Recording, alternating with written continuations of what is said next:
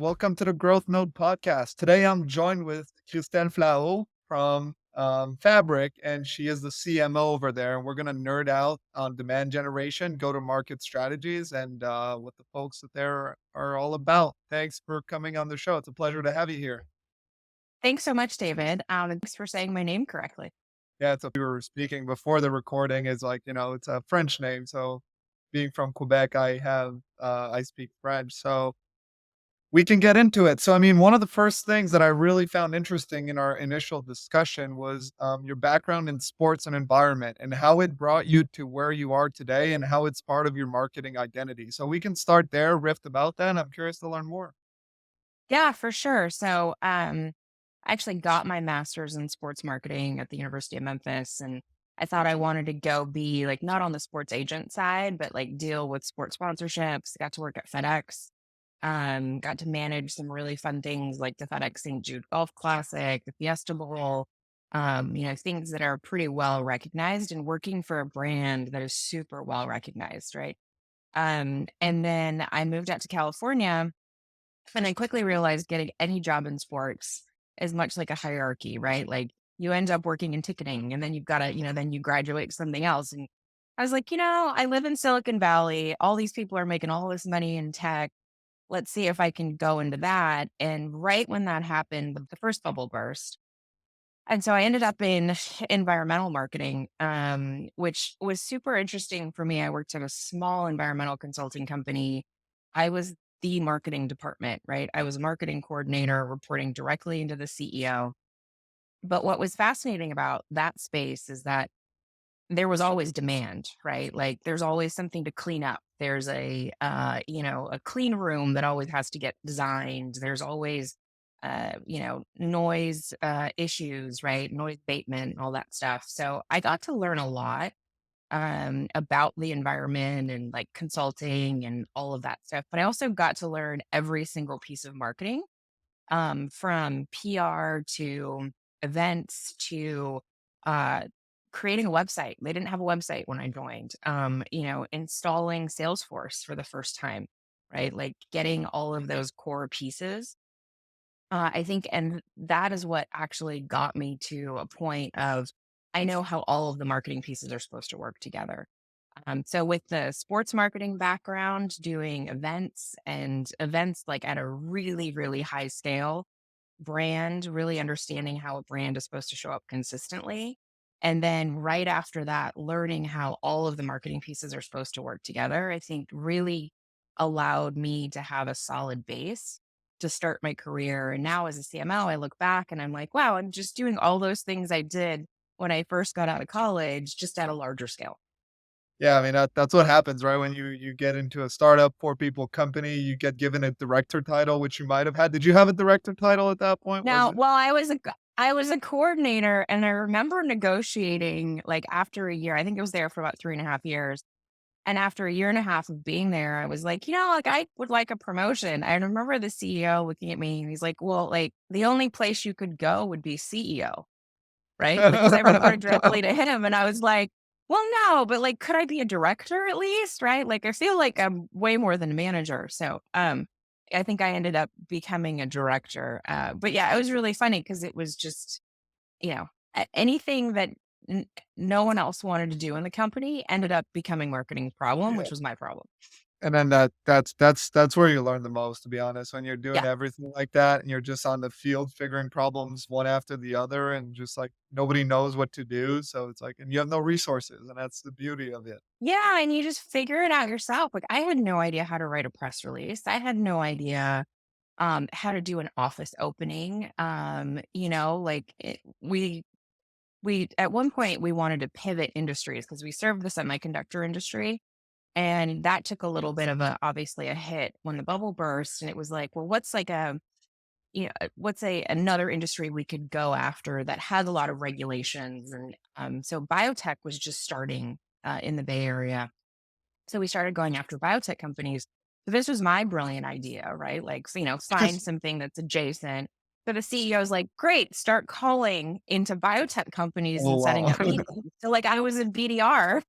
It's like literally had the white pages. I'm like, let's call this company and see if they need a clean Yeah. room or something. So it definitely makes you learn pretty quickly to think on your feet and pivot and like, 1 minute you're making phone calls and the next minute you're writing a press release. And then, in the afternoon, you're writing website copy. Yeah, the good old days of learning, right? That's where Yep. you learn. Yeah, that's where you learn. I mean, and then I'm curious, like, what did you get from that period specifically that now is just part of your marketing identity? You go to Fabric and you just go back to these playbooks that you play. I'm curious, like, what does that look like? Yeah, I think the big one for me is around communication. And I think, especially when you're a department of one, that you have to bring people along, right? If you want to change something or if you want to try a different idea, this goes back to FedEx. I remember one of the sponsorships I had was the Liberty Bowl, which at the time was the last bowl game of the year, right? Like it was literally the last game that was played. And it was in 1999, so it was welcoming Y2K, and there was all this buzz around it. And it was one of those programs that was just defunct almost. Like they would just give away tickets to the employees. They really didn't do anything around it. And I had this idea because it was FedEx and like, delivering the next century, right? Like could do something pretty fun around that and have a FedEx truck come in and deliver the football to the game. And, the amount of communication that I had to learn how to do at like 22 years old, all the way up to the CMO and like even the executive staff of like trying to coordinate getting a FedEx truck. Was it going to fit in the stadium? How do we get somebody that's on the front line that's a delivery guy to want to go do it? Just really started to hone my skills around communicating and convincing people that this was gonna be a good idea. So that I think I've taken, I took that into that environmental job because like they didn't have a website. So how do you convince a bunch of consultants to like create a website? And I still do that today, right? Like I have the same sort of conversations, especially at a startup of like, you know what? Maybe let's not do it the way we've always done it, but let's try something different. And you really have to bring people along and get people excited and almost be that cheerleader and convincing people it's going to work. So I think from a core skill perspective, that's one thing I learned pretty early on that I still lean on today.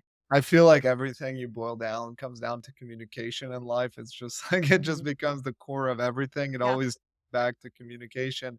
And I know the Fabric, I mean, you can tell the story. They brought you to change positioning. You guys did a big transition into a new kind of platform and the way at least that you package it, because it's not like you're changing the feature set, obviously, but it becomes a communication challenge. And I'm curious, why were you brought on and what does that challenge look like and how are you tackling it?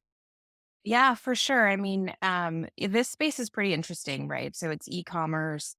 And it's a pretty crowded space. You think of brands that probably people know, like Shopify, Salesforce Commerce Cloud, Magento, which is part of Adobe now. And being a startup in a space that's pretty saturated and already pretty established is a little bit difficult, right? Because you're competing with a lot more money, a lot more a lot more history, and trying to tell a story in a different way. And so I think one of the reasons I was brought in was, how do we go tell that story in a very unique way and educate the market on what that actually means? So if you look at where we've spent the last probably 9 months of our marketing is really around telling the story and amping up our content game. Like every marketer you've probably ever talked to is like, content is king.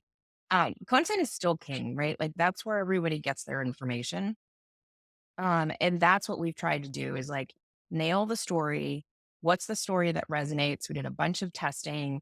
I mean, and that took a good 9 months. And I think we're finally at that point of like, we found the thing that's the differentiator. That's what we want to lean into. And that is going to be now the next phase of this is really amping up that story and using things like LinkedIn and social our press, to really tell that story while the sales team and everybody else kind of does the groundwork to be able to get into these accounts. So I think that's why I was brought in, and that's what we've been doing and focused on. It's funny because my career is really demand gen, but this is kind of that step as a demand gen person. you just take it for granted sometimes if you've got really good brand coverage. But when you don't have it, demand gen becomes really, Yeah. really, really hard. It's an uphill battle.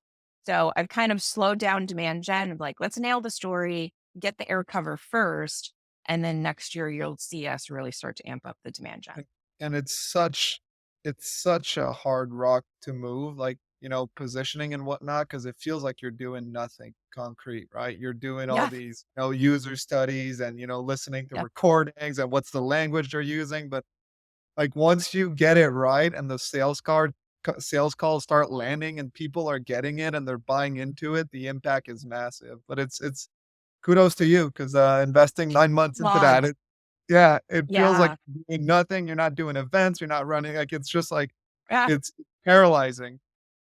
I know, I tell the team all the time, I know it feels like we're walking through mud right now, Yeah. but I guarantee you once we get to this point, my big objective for next year is to create a brand that creates market pull, right? Like, how do we start to get folks to come to us?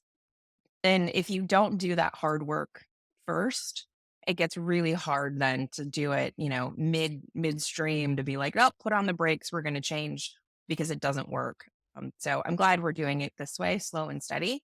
And I'm excited for next year. And what are the key differentiators? Like, how did you reposition? Like, what are the key pillars that you've changed in terms of how you tell the story and package the messaging? I'm curious.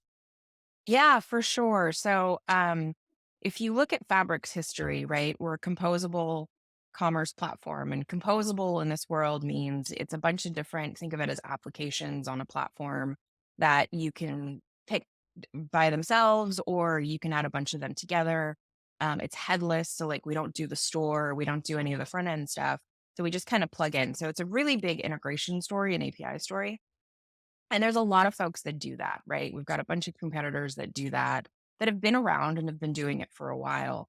The interesting thing about our platform is that we have this order management system, which is kind of all the back end stuff. So if you think of inventory fulfillment, and one of the big issues that we realized over these last 9 months is that the front end isn't necessarily connected to the back end, right? So, how many times have you shopped at a store, whether it's on social, Instagram, TikTok, or even on the store site or the app?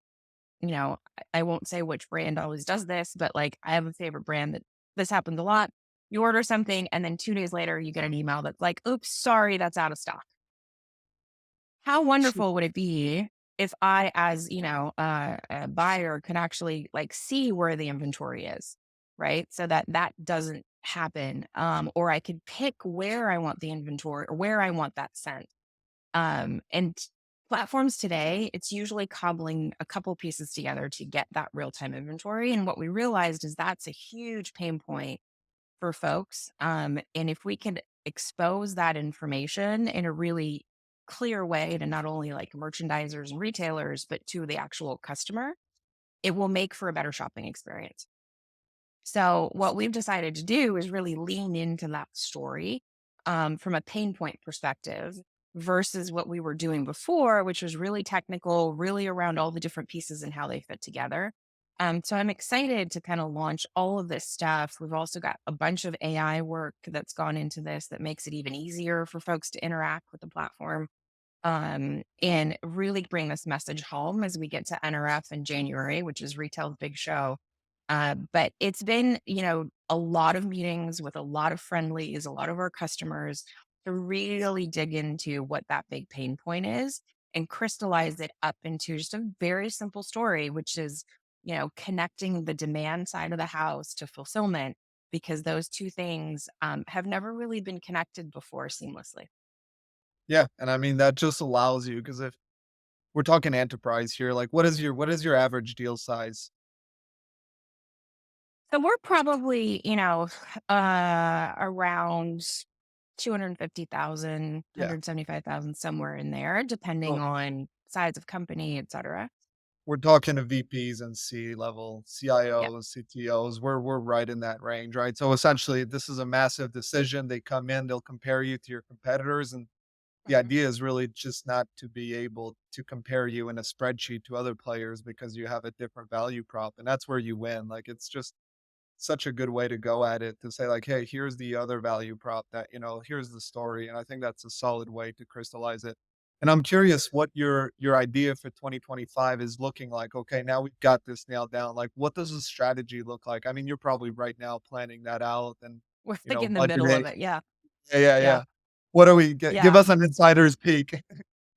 Yeah, no, so I think for us right now, I kind of call it the ground game, right? So it's working with the analysts, educating them, working with press to make sure they understand kind of the new direction we're going in, and really starting to tell the story through our content, right? So how do we get out there and start to educate, be a thought leader, and like something's got to be done differently in retail, and what is that? Right. And I also think because of this AI buzz, everyone's talking about AI, but in retail, really trying to figure out what the use case is. I think we have an opportunity, and there's kind of this void in the market. We have an opportunity to like really own some of that share of voice. So we're doing a lot of that work now. And then as we look at that going into next year, is how does that consistently then show up at the events that we go to? What accounts are we trying to target? Let's make sure that message is in front of them with all of our ABM stuff. And like, how do we just consistently show up telling the same story? And that's probably going to take us through about mid-year June. Retail's really heavy from an events perspective for the first part of the year. And that's normal, right? Because you think they're through their peak season. Right now, they're going to start looking at their budgets. You know, I don't want to repeat the pain that I just went through during, Black Friday or, whatever it is. So they're going to start to look at technology for improvement and for efficiency. So that's kind of where we're going to focus a lot of our energy. And then we'll see where we are mid year and if we need to tweak anything or change kind of our strategy. But that's where I'm making my bets is the analyst, PR content, and ABM. Like not doing a ton on Google AdWords until we Yeah. really start to create that content. That was my next question. What is your Yeah. idea, like, relative to digital? What does digital look like? Because that was event focused, we're changing as well in the analyst level, a lot of that shifting. Like, what does it look like on the digital level? How do you think about that? So I've deprioritized Google AdWords. I mean, LinkedIn will always have because I think LinkedIn is just it's where everybody is. It has gotten a little noisy, so our big objective is how to stand out from the crowd a little bit more. So what are we going to do there? But I think for me, I cut the Google AdWords budget by 60% for the last 6 months. And I have not seen a incremental decrease in the amount of leads I send over to sales. I actually see an increase in quality of what we get over because we've done the right targeting through ABM. Like our organic social is through the roof. Like that is our number one lead generator for us because that's where we spend a lot of our time. But until like I can't compete with Shopify. I Oh, can't yeah. compete with, Adobe. I can't compete with Salesforce. So I think for startups, especially in this digital landscape, it's trying to figure out how you can be creative and not try and spend a ton of money like everybody else, but really try and figure out where that money is going to be the most impactful.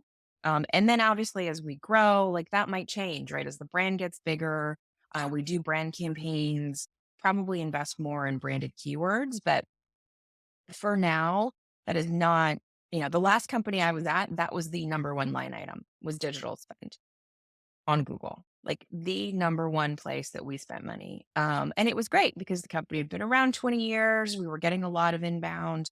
But for us, where we are today, that's not where I'm going to spend my money. Which makes sense. You're not gonna outcompete, Adobe or Shopify in terms of Google ad spend. You're not gonna win there. They can outspend you altogether.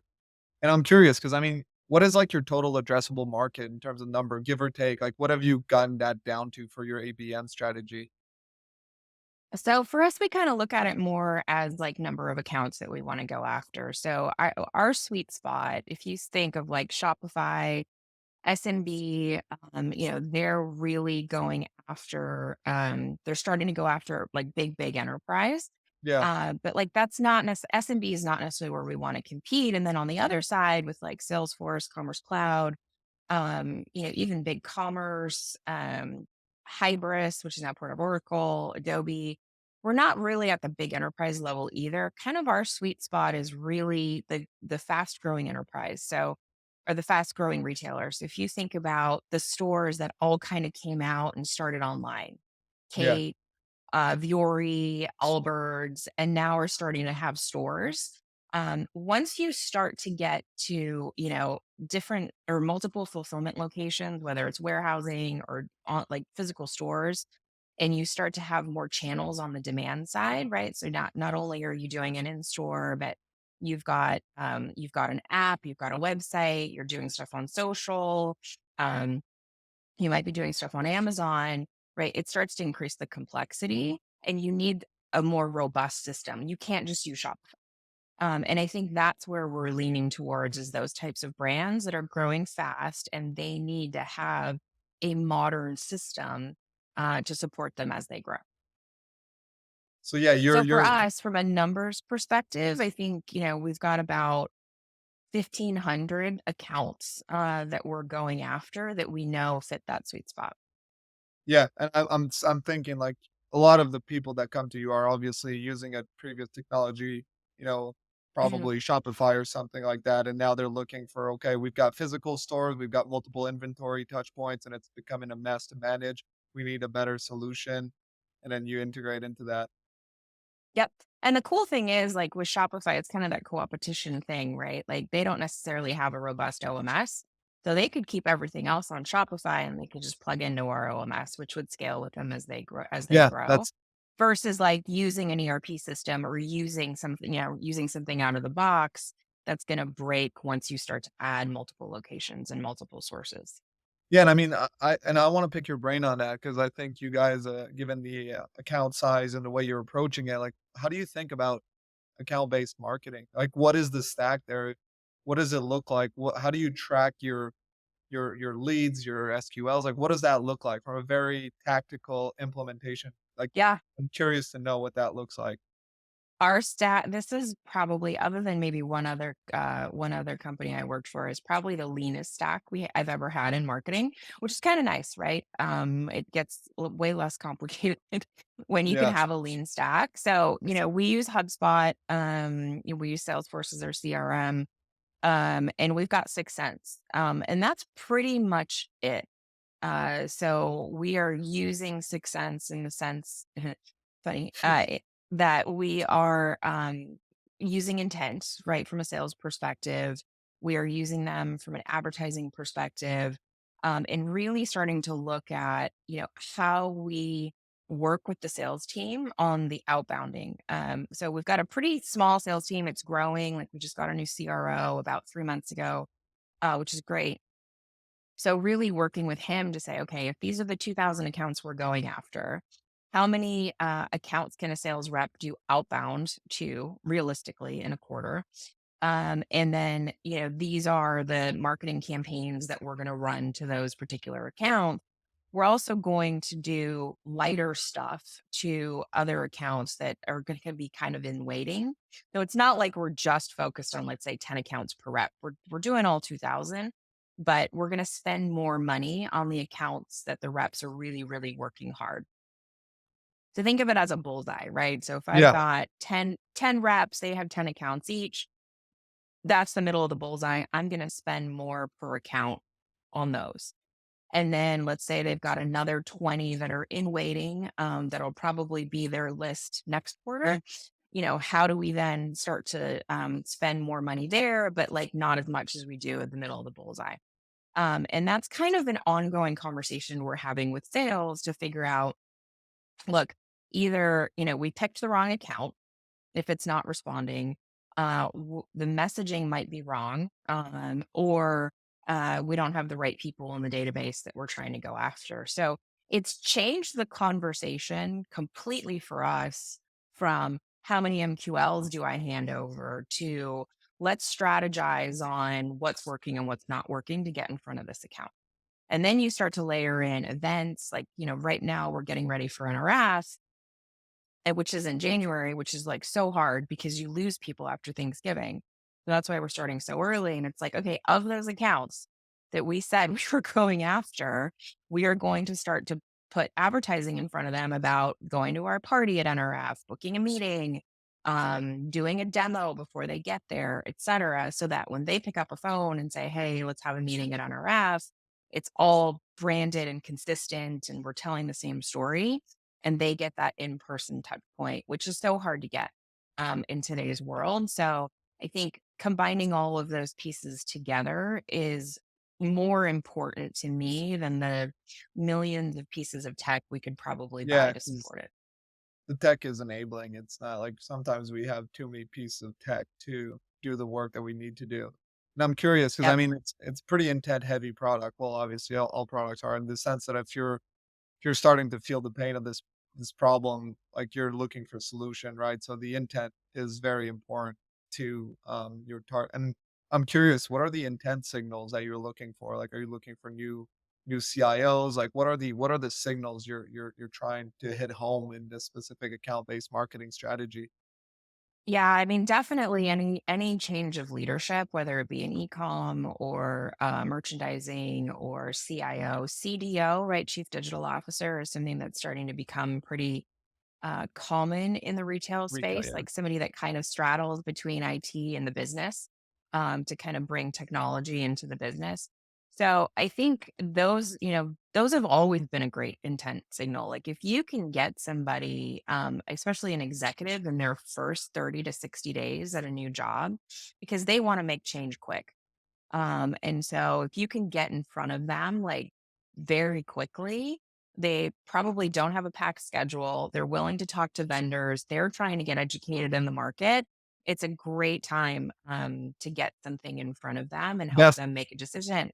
it's best buying signal. Like you can use all these intent Yep. engines and whatnot, but like change in leadership is the best intent signal, period. Like there is no Yeah. better like there's a bunch of things. What are they filling out in terms of forms, which white papers they've downloaded? What are But they searching? yeah, Yeah.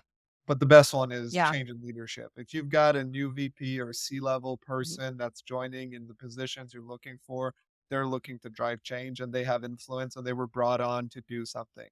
So, Yeah, and the great thing is with LinkedIn, this to me really is the power of LinkedIn is people when they start a new job, they tell you, yeah, yeah, right? exactly. Yeah, that's what's So powerful if about you Yeah, if you've got a list of accounts that from an ICP standpoint, right, that would be a good fit, right? All you have to do is start listening to what's happening at the account. And if you can do that through intent, you're way more educated about the account versus how we used to do it, right? Like 20, even 15, 10 years ago, having a BDR sit there and just do Google searches for, 8 Yeah. hours a day. Now it's relatively easy. I mean, I remember 20 years ago when I was at Ariba, we had this tool called Inside View, and it was very, very new. And we used it all the time. Like they literally had an alert that was set up if you had an account that you had flagged of a new chief procurement officer, right? Or a new CIO. And we would automatically send out a postcard and would say, congrats on your new job. We would love to meet with you. I mean, and the amount of people we would get like inbounding were like, thanks for the note. Yeah, actually, I need a new procurement system. Ours isn't, what we need. Would love for you to come in. I mean, that was our best campaign that we ever ran. Yeah, best intent signal, period. That's it. Yeah. After that, budget planning and what's going on there is another, like, if you can get, Well, like you have to be a line item, right? yeah, Then you have to be a line item in the 100%, yeah, budget. So then you've got to get into their the buying discussion, cycle, which is great about yeah, retail because it's pretty known, right? Like they from now until yeah, December, January, they're in code freeze. Like they are just worried about all of the holiday shopping, the website's not going to break, inventory is there, et cetera, et cetera. So like we've lost them from an attention standpoint till probably January. there's And no that's when they intention right now to change anything in retail at this time of unless year. something's completely Yeah, broken, like, right? if Like or they want an emergency situation, if they're yeah, that's the only reason exactly. That's the only reason they contact you. Yep. That's interesting. So, I guess, do you capture a lot of intent as well in these events? I mean, they probably give you a lot of information about company and what are the changes going there, and I'm sure there's a lot of information you can capture there. And I guess my second part is like, how good are these parties at converting clients? Yeah, I think so. Look, parties, I mean, maybe this is my field marketing background. Yeah. Parties and events to me are relationship building exercises, right? Like I could do like we did a dinner at this event in New York in June. And have I gotten pipeline from that dinner? I mean, it was 8 people. I probably spent 4 or 5 grand on it. CEO was there, chief customer officer was there. So like, it was pretty heavy hitting on our side. And we had CIOs from retailers there. Uh, have we gotten pipeline per se? Well, we've gotten like obviously SQLs and like they've shown intent, they want to talk to us. But, it's not until I think last week one of them popped up and was like, "Hey, Yeah. you know what? Actually, we should have a conversation because this is a problem for me." Um, or it's a great way for us to also be like, "Hey, we've got this new AI functionality. We want to get some feedback on it. Would you be willing to hop on a call?" So to me, those are relationship building events. I've never thought of a dinner, a Yeah. trade show as like something that's going to get me instant pipeline, No, you're not gonna right? have It's your something yeah, you're not gonna have them fill out a form at the end of the dinner, no, obviously, no, that's not the no. game I mean, plan. that would be great. That would be great if it could do that. But what it does is it builds relationships. It gives access to our executive suite. It lets us kind of just show off our retail expertise because we've got a lot of retail, like ex retailers, in our C suite as well, and so they get to have those conversations. And that could take a year to become a deal, but they've now become part of the family. And so when they get an email from us or they get an invite to something, they're like, yeah, sure, we'll go. Yeah, So it's got to be a healthy balance. Like you got to have some of that, but I also got to create some pipeline. yeah, you exactly, know, you you can't can't just do one. you Yeah. you can't be saying, "Oh, I'm building goodwill," like, that's not that doesn't pay the bills, No, but it's one of these things, it's one of these future bets that always pays off because you get referred and then you get they yeah, that's the name of the game. but I think it also allows them to get to know your brand, right? Like, and kind of I know this sounds corny, but like fall in love with the brand, right? And what the brand represents, because the brand is about the humans that represent it as well, right? As much as it is about the color and the website and everything else. So, um, we really shine in that respect, right? Like our parties, our dinners, they're fun, they're lighthearted, they're really great, like unique venues, like stuff people like can't get into.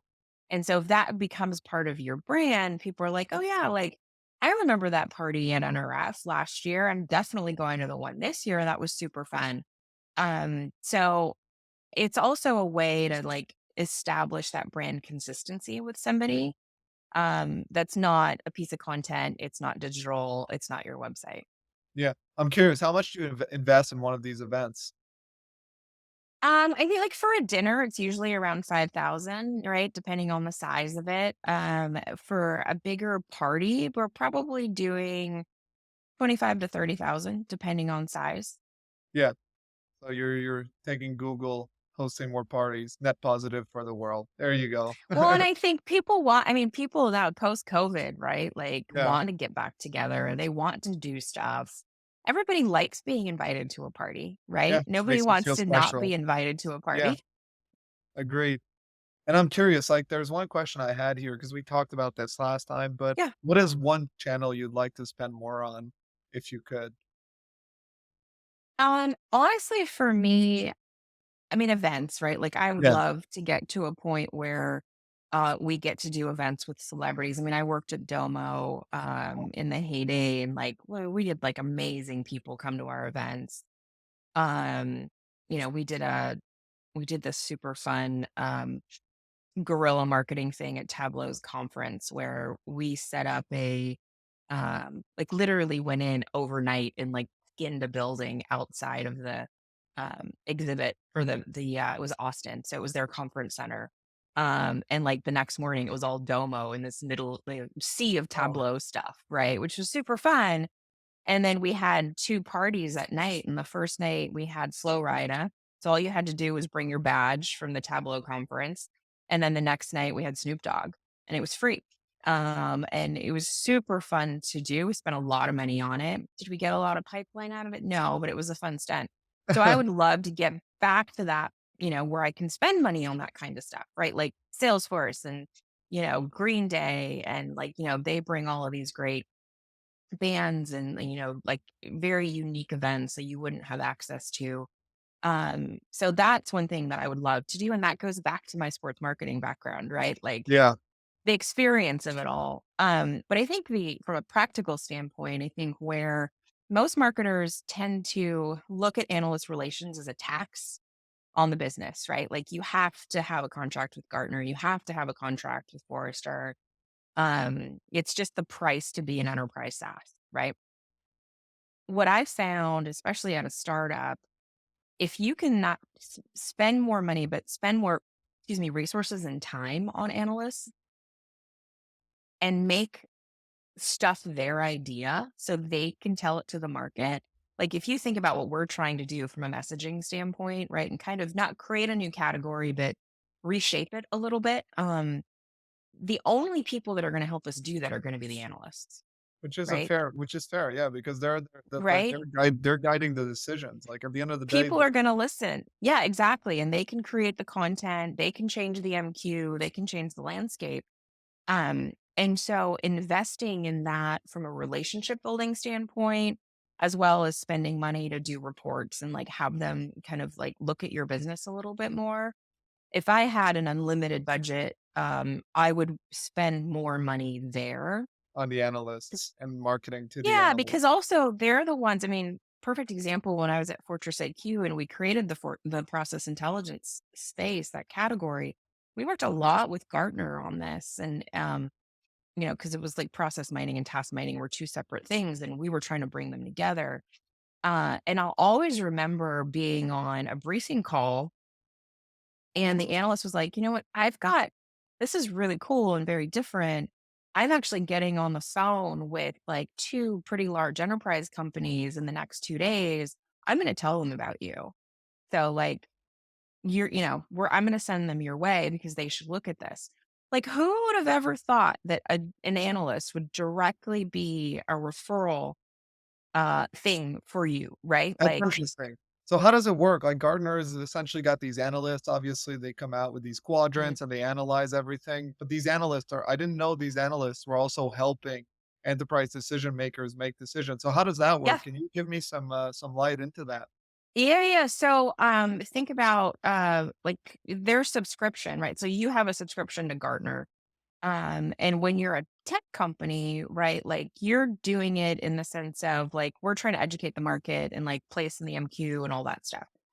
But people like big retailers or big enterprise companies are also subscribers to Gartner because they want them to come in and like explain like the market, right? Or like I want to know the top 3 vendors for XYZ, help me like make a decision. And so they have briefings on this kind of stuff, like how to solve a particular problem. So the more you can be in front of an analyst explaining what you're trying to do, they can be like, you know what? I was actually on a call with this vendor who's trying to crack this problem in a very unique way. You guys should talk to them. And it's not because we're on an MQ, right? Back then at First IQ, we were too small. Like we didn't meet the criteria to be an MQ, Yeah. but they were a great referral network for us. And so I think that to me, because measuring analysts is always like this real kludgy process. It's like, did you make it on the MQ? Did you move up and to the right? But I think the other way to look at it is how much referral business are you getting from the analysts? How much are they talking about you outside of the MQ in things like a hype cycle or in things like the cool vendor report or whatever? So I think a lot of SaaS companies focus on getting that MQ, but there's a lot more that analysts can bring to the table if you use them effectively. And then how do you target analysts as like an addressable market? Like, what is the strategy? You have your list of leads on LinkedIn, you hit them up, you run ads to them, you tell them your story. Is it like you're just like treating No, them as it's a little bit more like, you have to have I mean, you have to have a subscription, right? And they have different levels of subscriptions. And it's figuring out like Gartner does a good job. They assign you somebody and you kind of tell them the markets you're trying to serve and they match you up with analysts. And then you go through a bunch of uh, uh, briefings with them and kind of bring them up to speed. They ask a bunch of questions and then you kind of establish this rhythm around briefings. So, like, the best way to do it, at least at a minimum, is once a quarter, get in front of them with a product roadmap or a demo or something like that that they can react to. Um, IDC is a little bit, it's a little bit the same. You don't actually require a membership to brief them because they kind of want to have a whole view of the market. And then Forrester, same kind of thing as Gartner, but there's also tier 2 and tier 3 analysts, right? That talk about particular spaces like 451 research is a tier 2 nucleus. Like there's a bunch out there that are a little cheaper than investing in a Gartner, but they are folks that people listen to because they are third party experts. And so think of it as like influencers, right? Yeah, Like these people exactly. are enterprise SaaS influencers. So how do you treat them as such? And kind of an extension of that is there's a bunch of independent people that are influencers in the market. So that's another big tranche of kind of what we're doing today is like, how do we get some of these influencers that are super vocal on LinkedIn to hear about us, know about us, and talk about us? Yeah, influencer marketing on LinkedIn has like exploded this Mhm. year. We're B2C company originally, and we do a lot of influencer marketing. And this year we've done a lot of B2B influencer marketing just because now like software brands are starting to understand like, oh wow, like there's actual Yeah. influence that we can use to move. And it's all in that trend of people moving away from Google budgets. Like that's what we're getting is like, here's a chunk of our Google budget that we want to put towards influencer. What does that look like? Yep. Yeah. Yeah. It's kind of that age old tale of like B2B wanting to mimic B2C, right? Like I think we've gotten to that point where a lot of the B2C tactics are becoming even more relevant in B2B as we move into this kind of more digital world. It's just people. At the end of the day, we're Just marketing to it's just people. We're just yeah, yeah, that it's just people. So it goes back to communication, right? Like yeah. how do you communicate with your buyers? How do they want to be communicated to and who do they trust? That's a wrap for me, Christelle. It was a Cool. real pleasure. Is there anyone where can people find you? Yeah, for sure. Check us out on fabric.inc. We've got a new website coming soon in the next couple of weeks. So Oh, let's go. definitely excited about that. So come check that out. But yeah, or you can hit me up on LinkedIn, just Christelle Flahaux or Fabric. This was a pleasure. Thanks for joining me today, and let's talk soon. Have a good one. Yeah. Bye. Thanks so much, David.